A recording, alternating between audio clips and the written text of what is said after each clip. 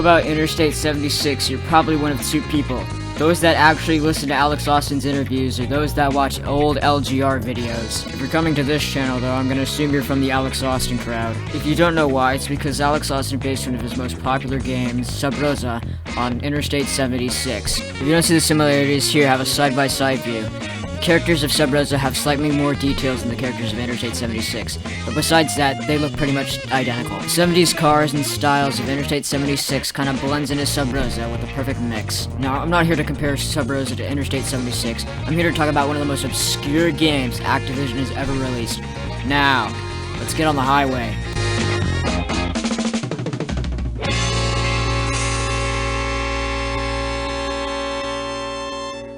The game starts out with the text box explaining the story of the game. Gas is expensive and scarce.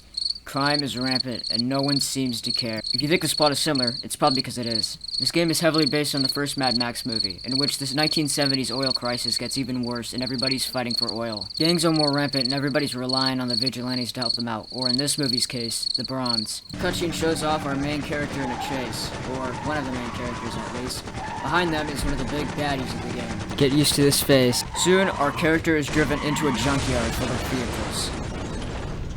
Her car badly beaten, and she only has one thing left to do.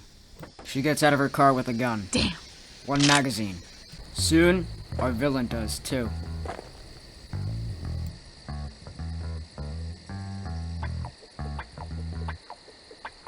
He soon comes upon our main character once more and finishes the job.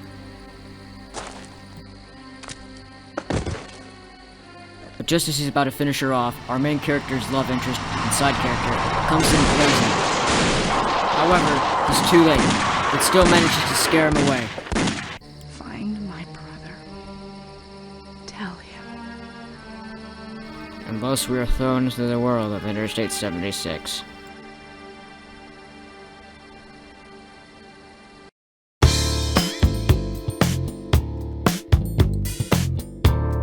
Interstate 76 runs on a heavily modified MechWarrior 2 engine, yet the graphics are much more improved and the design of the game is much more focused on. Although that doesn't mean differences cannot be made between the two, like the janky combat.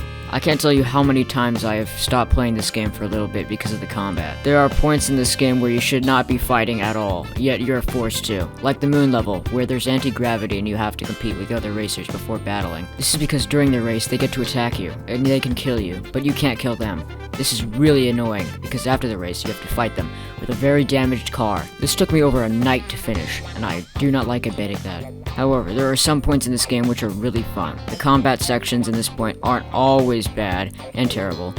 It's just that some have overpowered enemies that you can't really compete with. That is, until you get the 50 caliber machine gun, or until you get the extremely overpowered motors.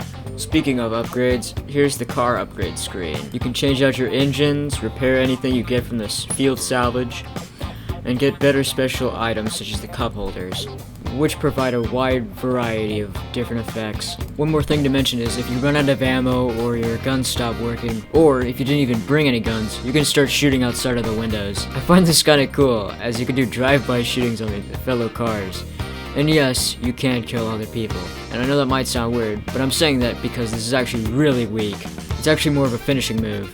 Oh, and by the way, let's not forget that this game runs like hot garbage. So if you're gonna be trying to play this game, it's probably not gonna work very well. I've had multiple crashes, and the resolution, well, there's no widescreen patches, so good luck with this. I mean, what do you expect? This game is very old, and barely anybody knows about it.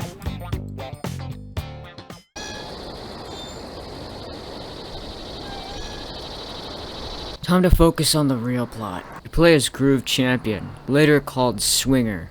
He's the sister of the main character you just saw. I'm calling her the main character because of the prequel of this game.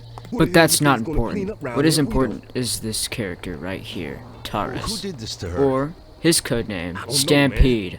This will be our main character's best friend in the story. He convinces Groove, or better known, Swinger, to become a vigilante with him, like his sister was. He has a hard time doing it, because Groove is kind of a wimp. He doesn't want to kill people. And even though Taurus is tough on convincing him, he acts like the Tommy Angelo of this story. once a cab driver and forced into the mafia by force. He has to get used to his new life or face the consequences of death.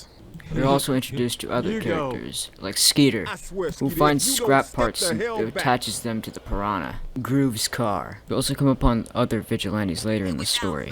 However, the plot starts to thicken as soon as our trio of characters find a briefcase full of money after destroying a bar owned by the villains. However, the money turns out to be less of a blessing, but more of a curse, as the villains are already hunting after it. A hunt for said cash then later injures Taurus, and then soon destroys his car. It also turns out the money was a lot more important than the characters thought, as it turns out they were planning to use the money to buy a nuclear bomb, but now knowing that our characters, these vigilantes, are planning to attack back, they decide to use the leftover cash from the nuclear deal for something else. And what may that might be, you ask? Well, why of course, bribing the cops to fight for them. It soon turns the small problem into an international problem, as everybody is against our characters, and if someone isn't, they'll be bribed too. But of course, our characters will prevail, and they'll stop at nothing to destroy this nuclear bomb and the Tony guy, Mafia Man. It also turns out many assassins are hunting for them as well, but they're quickly dealt with. They're soon set off to Roswell to take out the storage of the nuclear bomb, or something like that. I wasn't really paying attention. I'm sorry to say, but that's all plot-wise. Why? Because the game keeps crashing as soon as I finish that Roswell level. So that's gonna deduct some points from this. This game has horrible, and I mean horrible, compatibility issues with modern hardware. I recommend you play in Windows 7 or something like that, and install a bunch of patches from the internet. I'm sure there's tons of them out there.